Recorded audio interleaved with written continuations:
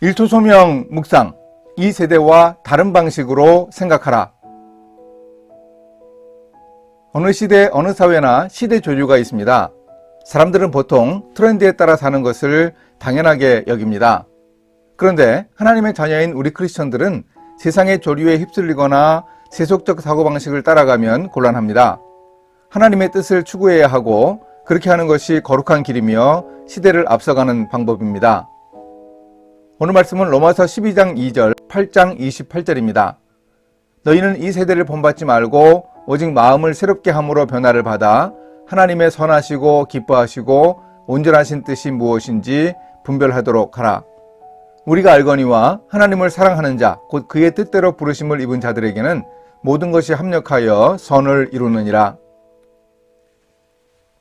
그런데 그렇게 하려면 때때로 트렌드를 거슬러 가야 한다는 부담이 있습니다. 이런 마음의 부담이 없을 수 없습니다. 그러면 우리는 어떻게 해야 할까요? 세상과는 늘 부딪히고 걸려 넘어지는 존재가 되어야 하는 것일까요? 우리가 크리스천 직업인으로 살아가면서 사람들이 당연하다고 생각하지만 잘못된 관행과 비리는 극복할 수 있어야 합니다. 그렇게 할 수 있는 방법은 바로 대안입니다. 그 일을 하긴 해야 하는데 다른 방법이 없는가 찾는 노력이 중요합니다. 사람들은 남들 하는 대로 하는 경향이 강합니다. 기업 경영이나 직장 생활을 보아도 벤치마킹을 한다고 하지만 결국 다른 사람을 따라가기 바쁩니다. 하지만 좀 다르게 보고 다르게 생각하려는 자세가 벤치마킹을 제대로 성공하게 만듭니다. 남들이 가지 않은 길이 모험이기는 해서 성공할 가능성이 높지 않지만 실패했다고 해도 그 사람은 시대를 앞서가는 개척자가 아니겠습니까? 사람들은 어떤 상황에 처하면 대체로 비슷한 반응을 보입니다. 그러나 하나님을 사랑하는 사람들, 하나님이 자신을 불러서 사용하시는 것을 아는 사람들은 그 상황을 하나님의 안목으로 봅니다. 이런 사람이 크리스천입니다. 장애물이 생겨서 실망할 때 그것을 오히려 기회로 삼아야 합니다. 유능한 뱃사공은 바람과 파도를 이용합니다. 까다로운 상사를 통해서도 관계와 인내를 배우는 기회를 얻습니다. 무능한 아랫사람을 보면서 사람을 키워주는 기회를 얻어야 합니다. 이렇게 가난과 질병과 고통과 재난과 실패와 껄끄러운 인간관계를 기회로 여길 때 우리는 결국 유익을 얻게 됩니다.